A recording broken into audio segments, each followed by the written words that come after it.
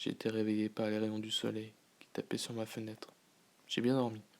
Cela faisait très longtemps que ça m'était pas arrivé. Et vu qu'il faisait beau, je décide alors de faire un petit tour au parc qui est près de chez moi.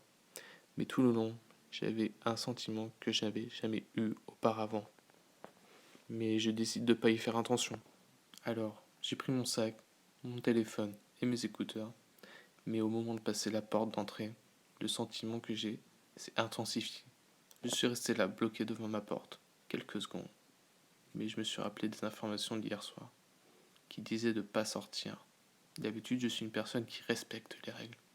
Mais là, je me suis dit quand même, c'est pas si grave que ça. Alors je décide quand même de sortir de chez moi. Sur le palier, le silence a dominé tout l'immeuble. Du coup, pour rompre ce silence, je décide de mettre un peu de musique. Et arrivé en bas, mon téléphone s'était éteint. J'avais oublié de le charger. Mais bon, c'est pas grave. Mais au moment où j'ai retiré mes écouteurs, un bruit lourd s'est fait entendre, comme si quelqu'un ou quelque chose était tombé par terre. Et ça venait du local poubelle qui était juste derrière moi. Je décide de me retourner, et une personne est sortie de cet endroit. C'était la voisine du dessous, une petite mamie, qui n'était pas vraiment sympa. Je lui ai fait un signe de la main, comme pour dire bonjour. Elle regarda vers moi et poussa un petit grognement, comme si elle avait quelque chose au fond de la gorge. Je me suis pas tardé dessus et je me dépêche de sortir d'ici. Enfin sorti de cet immeuble. Dans la rue, tout était trop calme.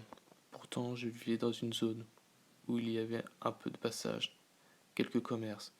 Mais là, rien, pas un bruit. Je me suis dit que c'était rien, car tous les magasins étaient ouverts. Leurs grilles étaient remontées. Et cela signifie qu'ils étaient ouverts, non? Mais bon, j'ai pas fait attention à tout ça, et je me dépêche alors d'aller vers le parc, qui se situe à peu près à 5 minutes à pied. Mais tout le long, je décide quand même de regarder à gauche et à droite, voir s'il y avait quand même quelqu'un dans la rue, quelqu'un dans les magasins. Mais rien, personne. Et pour me détendre, en rigolant, je me suis dit qu'ils étaient tous partis en pause déj. Arrivé au parc, le sentiment que j'ai depuis ce matin ne m'a pas quitté. Alors je décide de marcher un petit moment dans le parc pour trouver mon petit coin. Mais le problème, c'est qu'il y avait toujours personne dans le parc. Et cela commence vraiment à m'inquiéter. Car d'habitude, ce parc, il y a toujours du monde. Et là au loin, j'entends un au secours, mais très faible. En première fois, ça m'a surpris et je décide quand même de partir en courant vers la direction de la personne qui voulait de l'aide. Et arrivé sur place, je vois un homme perché dans un arbre et un autre en bas avec les deux bras en l'air en train d'essayer de l'attraper. Mais le problème, j'étais le genre de personne qui n'avait pas vraiment de courage. Mais bon, vu le désespoir de la personne qui est bloquée dans l'arbre, je décide vraiment d'aller l'aider. Et qui sait, peut-être que j'aurai des réponses à mes questions. Pourquoi il n'y a personne nulle part? Alors j'ai pris mon courage à deux mains, je prends un énorme bâton qui était par terre et cours vers la direction de ce jeune homme. Et arrivé à leur niveau, je décide de pousser l'homme qui était en train d'essayer d'attraper la personne qui était dans l'arbre. Mais au moment de l'impact, je vis l'horreur. Car la personne que je viens de pousser était en fait morte. Son corps était rempli d'impacts de balles.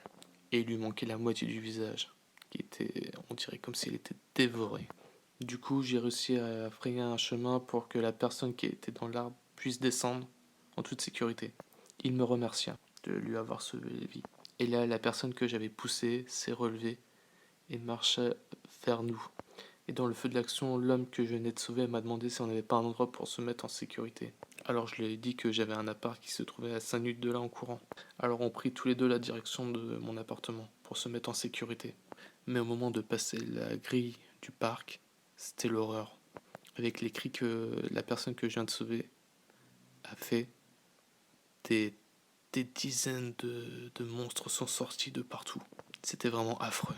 Et sous le choc et sous l'adrénaline, nous partons direction mon appartement en moins de deux. Et en courant, je regardais quand même à gauche et à droite s'il y avait quand même du monde dans les magasins pour leur dire de se mettre en sécurité, quoi. Mais en fait, tous les magasins étaient remplis de morts. Toutes les personnes qui étaient là étaient mortes, en fait. On peut dire qu'ils étaient tués à la tâche, quoi. Enfin arrivé devant mon immeuble, ces créatures qui étaient environ une dizaine commencent à se réunir autour de nous. Et ce geste, qui est pourtant si simple d'ouvrir qu'une porte, devient subitement impossible à réaliser.